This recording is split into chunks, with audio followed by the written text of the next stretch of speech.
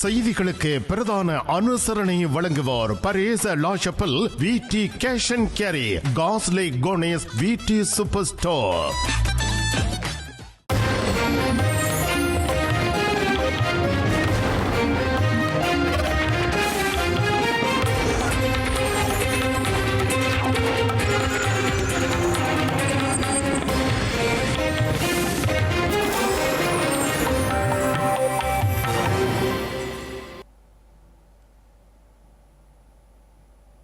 வணக்கம். இது ஐபிசி தமிழின் பிரதான செய்திகள். முதலில் தலைப்புச் செய்திகள். இலங்கையில் முப்படையிலிருந்து தப்பிச் சென்றவர்களை கைது செய்ய உத்தரவு. குற்றச்செயல்கள் அதிகரித்த நிலையில் பாதுகாப்பு அமைச்சு நடவடிக்கை.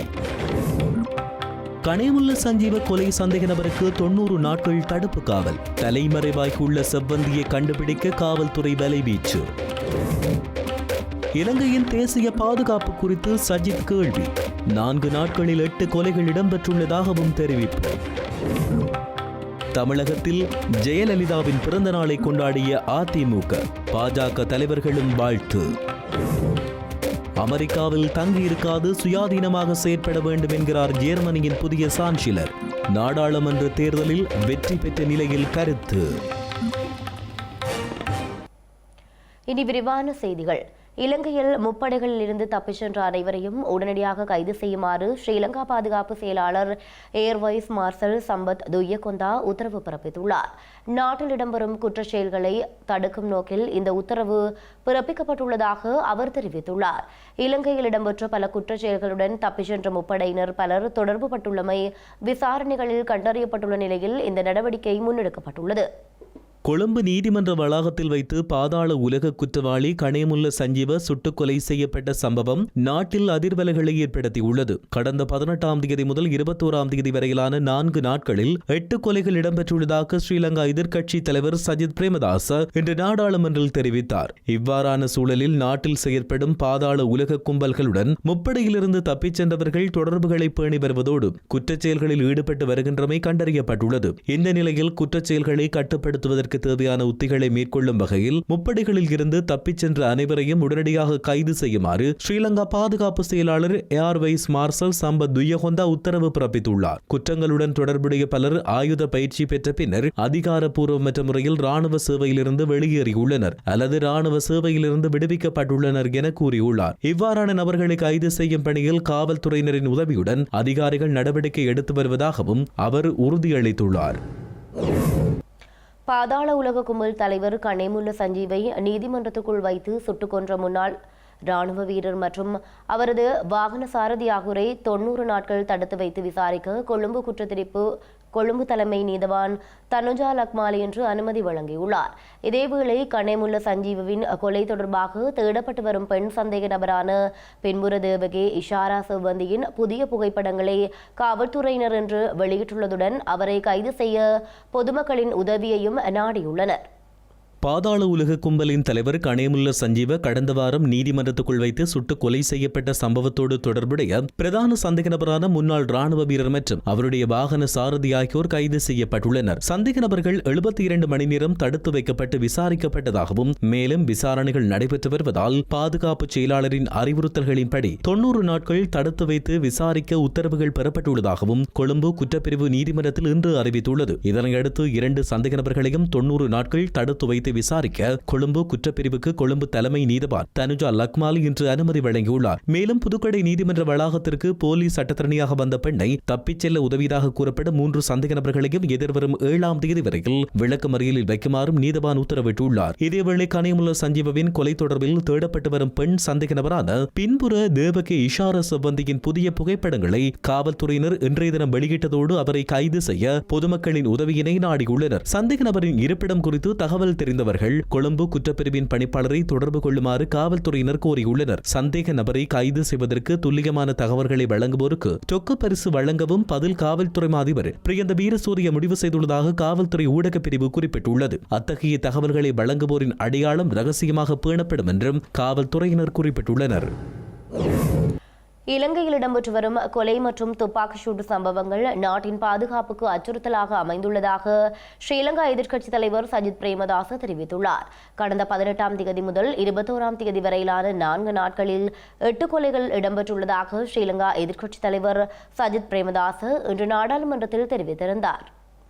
இலங்கையில் இடம்பெற்று வரும் துப்பாக்கிச் சூட்டு சம்பவங்கள் குறித்து ஸ்ரீலங்கா அரசாங்கம் விசேட கவனம் செலுத்தியுள்ளதோடு அதனை கட்டுப்படுத்தவும் நடவடிக்கை மேற்கொண்டுள்ளது. இந்த சூழலில் துப்பாக்கிச் சூட்டு சம்பவங்கள் தேசிய பாதுகாப்பிற்கு இது பெரும் பிரச்சனையாக அமைந்திருந்தாலும் அது ஒரு பிரச்சனை அல்ல என ஜனாதிபதி குறிப்பிட்டுள்ளதாக சஜித் பிரேமதாச தெரிவித்துள்ளார். எனினும் பாதாள உலக கும்பல்களுக்கிடையே இடம்பெற்று வருகின்ற இந்த கொலை கலாச்சாரம் தேசிய பாதுகாப்புக்கு பிரச்சனையாக காணப்படுவதாகவும் அவர் தெரிவித்துள்ளார். நீதிமன்றத்துக்குள் நடந்த மிலேச்சத்தனமான கொலை தொடர்பிலான தகவல்கள் புலனாய்வு பிரிவுக்கு கிடைக்கப்பெற்றிருந்த போதிலும் பாதுகாப்பு குறைபாடுகள் ஏற்பட்டமை குறித்து தெளிவான விளக்கம் வழங்கப்பட வேண்டும் என அவர் வலியுறுத்தியுள்ளார். புலனாய்வு பிரிவுக்கு தகவல் கிடைக்கப்பெற்ற பின்னர் அது குறித்து நடவடிக்கைகளை எடுக்க முறையான திட்டம் ஒன்று முன்னெடுக்கப்பட வேண்டும் என்றும் அவர் குறிப்பிட்டுள்ளார். ஸ்ரீலங்கா நாடாளுமன்ற உறுப்பினர்களின் பாதுகாப்புக்காக காவல்துறை அதிகாரிகளை ஈடுபடுத்துவது குறித்து அரசாங்கம் இன்னும் எந்த முடிவுகளும் எடுக்கவில்லை என்றும் பொது பாதுகாப்பு அமைச்சர் ஆனந்த விஜயபால தெரிவித்துள்ளார்.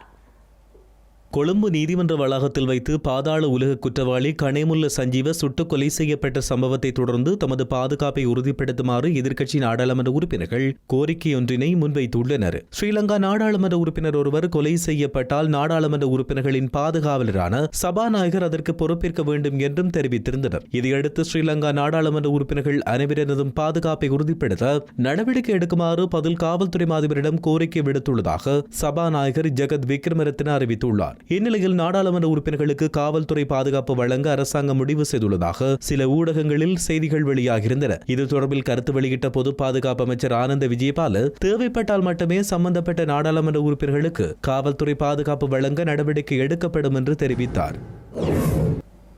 யாழ்ப்பாணம் நெல்லியடியில் ஸ்ரீலங்கா காவல்துறையினர் தனது கணவன் மீது பொய்க் குற்றச்சாட்டுகளை சுமத்தி கடுமையாக தாக்கியதனால் தனது கணவனின் கை உடைந்துள்ளதாக தாக்குதலுக்கு உள்ளானவரின் மனைவி குற்றம் சுமத்தியுள்ளார்.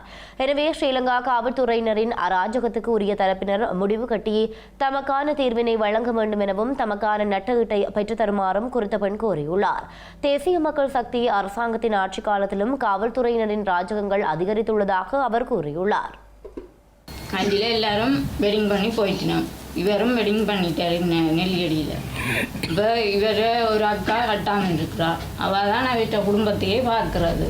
இவர் ஏற்கனவே கையேலாதவர். ஏன்னா கட்டக்கு முன்னமே அவருக்கு கையேலாது. இப்போ கையேலாதவர் வயர் வெட்டினான்னு சொல்லி புகார் கொடுத்துருக்கணும். அதுக்கு என்ன ஆதாரம் இருக்கா? வீட்டை என்ன சாட்சி இருக்கு? சாட்சியை வச்சு தான் இவன் பிடிக்கணும். சாட்சி இல்லாமல் பிடிச்சி அடிக்க இயலாதானே. அடிக்கிறது முதல் பிள்ளை.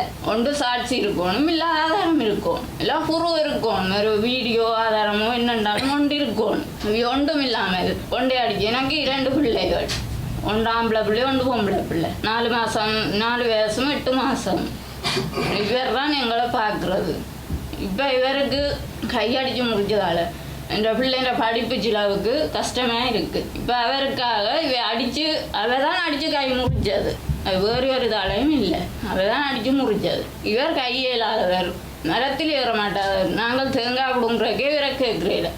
நாங்கள் தான் தடியால் கொடுங்குறது. என்னென்னா மரத்தில் ஏற மாட்டேன். அப்படியானவர் என்னென்று மரத்தில் ஏறி வயர் வெட்டினவர். அதைத்தான் நாங்கள் இப்போ கொண்டு இருக்கிறோம்.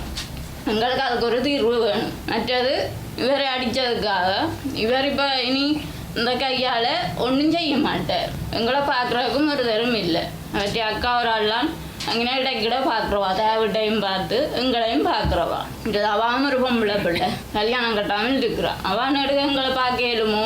தன் குடும்பத்தையும் பார்த்து எங்களையும் பார்க்குறோண்டா அவக்கும் கஷ்டம். அதுக்கான எங்களுக்கு ஒரு தீர்வு கிடைக்கணும். மற்றது இவருக்கு அடித்து முடிச்சதுக்காக அவற்றை பிள்ளைகளுக்கும் மனைவிக்கும் அவையால் ஒரு நஷ்ட ஈடு உதவியினை பெற்றுத்தருமாறு கேட்டுக்கொள்கிறோம்.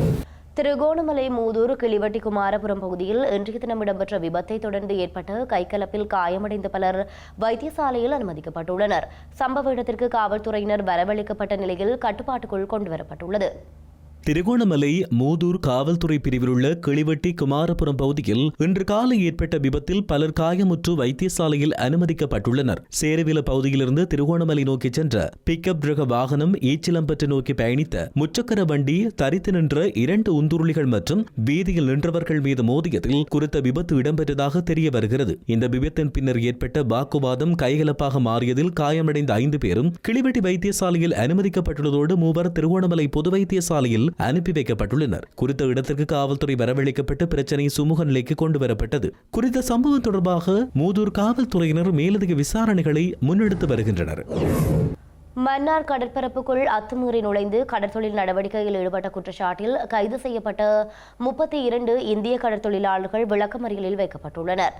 இவர்களை எதிர்வரும் 7ஆம் தேதி வரை விளக்கமறியலில் வைக்குமாறு மன்னார் நீதவான் நீதிமன்ற நீதிபதி நேற்று ஞாயிற்றுக்கிழமை இரவு உத்தரவிட்டுள்ளார்.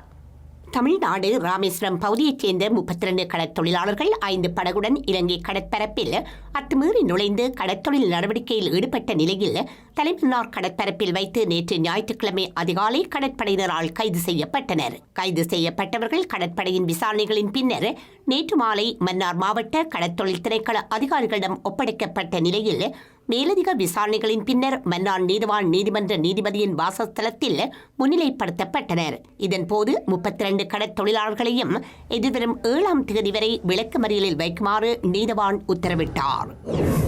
கிளிநொச்சியில் கஞ்சா பொதிகளை கடத்திய நபர் ஒருவர் கைது செய்யப்பட்டுள்ளார். அதே நேரம் அம்பாறை மாவட்டம் சம்மாதுரை பகுதியில் வாளொன்றினை உடமையில் மறைத்து வைத்திருந்த சந்தேக நபர் ஒருவர் கைது செய்யப்பட்டுள்ளார். வடமராட்சி பகுதியிலிருந்து கூலரக வாகனத்தில் பெருமளவு கேரள கஞ்சா கடத்தப்படுவதாக ராணுவ புலனாய்வு பிரிவுக்கு இன்று அதிகாலை தகவல் கிடைக்கப்பெற்றுள்ளது. இதனையடுத்து மேற்கொள்ளப்பட்ட சோதனை நடவடிக்கையின் போது பரந்தன் பகுதியில் வைத்து குறித்த வாகனம் இடைமறிக்கப்பட்டு சோதனையிடப்பட்டது. இதன்போது 150க்கும் மேற்பட்ட கஞ்சா பொதிகள் கைப்பற்றப்பட்டதோடு சந்தேக நபரும் கைது செய்யப்பட்டுள்ளார். கைப்பற்றப்பட்ட 350 கிலோகிராமிற்கு மேற்பட்ட கஞ்சா பொதிகள், கடத்தலுக்கு பயன்படுத்தப்பட்ட வாகனம் மற்றும் சந்தேக நபர் ஆகியோர் கிளிநொச்சி காவல்துறையினரிடம் ஒப்படைக்கப்பட்டுள்ளனர். விசாரணைகளின் பின்னர் சந்தேக நபரை நீதிமன்றில் முன்னிலைப்படுத்த நடவடிக்கை எடுக்கப்பட்டுள்ளது.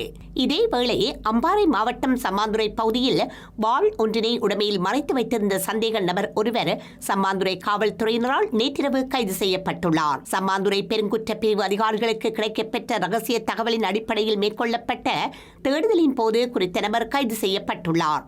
சந்தேக நபர் மலையடி கிராமம் 1ஆம் பகுதியில் வைத்து கைது செய்யப்பட்ட அதே வேளை சென்னல் கிராமம் 2 பகுதியைச் சேர்ந்தவர் என்பதுடன் 2.5 அடி நீளமான வாள் ஒன்றும் சந்தேக நபர் வசமிருந்து மீட்கப்பட்டுள்ளது. மேலும் சந்தேக நபரை சான்று பொருட்களுடன் சட்ட நடவடிக்கைக்காக சம்மாந்துறை நீதவான் நீதிமன்றில் முன்னிலைப்படுத்த காவல்துறையினர் நடவடிக்கை எடுத்து வருகின்றனர். செய்திகளின் நிறைவாக இனி மீண்டும் தலைப்புச் செய்திகள். இலங்கையில் முப்படையிலிருந்து தப்பிச் சென்றவர்களை கைது செய்ய உத்தரவு. குற்றச்செயல்கள் அதிகரித்த நிலையில் பாதுகாப்பு அமைச்சு நடவடிக்கை. கனேமுல்ல சஞ்சீவ கொலை சந்தேக நபருக்கு 90 நாட்கள் தடுப்பு காவல். தலைமறைவாய்க்குள்ள செவ்வந்தியை கண்டுபிடிக்க காவல்துறை வலைவீச்சு. இலங்கையின் தேசிய பாதுகாப்பு குறித்து சஜித் கேள்வி. 4 நாட்களில் 8 கொலைகள் இடம்பெற்றுள்ளதாகவும் தெரிவிப்பு. தமிழகத்தில் ஜெயலலிதாவின் பிறந்த நாளை கொண்டாடிய அதிமுக, பாஜக தலைவர்களும் வாழ்த்து. அமெரிக்காவில் தங்கியிருக்காது சுயாதீனமாக செயற்பட வேண்டும் என்கிறார் ஜெர்மனியின் புதிய சான்சிலர். நாடாளுமன்ற தேர்தலில் வெற்றி பெற்ற நிலையில் கருத்து. இத்துடன் ஐபிசி தமிழ் தொலைக்காட்சியின் பிரதான செய்திகள் நிறைவு பெற்றன. உடனுக்குடன் செய்திகளை அறிந்து கொள்ள ibctamil.com என்ற நமது இணையதளத்தை பார்வையிடுங்கள். வணக்கம். இல்லத்தரசிகள் எப்பொழுதும் உச்சரிக்கும் பெயர்கள் விடி கேஷ் அண்ட் கேரி, விடி சூப்பர் ஸ்டோர். இல்லங்கள் தோறும் சுவையான உணவு வகைகள் தயாரிக்க தேவையான அனைத்து பொருட்களும் ஓரிடத்தில் ஒரே நேரத்தில் தெரிவு செய்யலாம். சமையல் அறைக்கு தேவையான சமையல் பாத்திரங்கள், கிரைண்டர், மிக்சர், மரக்கறி வகைகள், கடல் உணவுகள், அரிசி முதல் அத்தனை தானிய வகைகளும் மலிவு விலைகளில் கிடைக்கின்றன. விஜயம் செய்யுங்கள். விடி கேஷ் அண்ட் கேரி, 11-15 ரோக்காய், Paris 10, La Chapelle. VD super store, காஸ்லே cornice.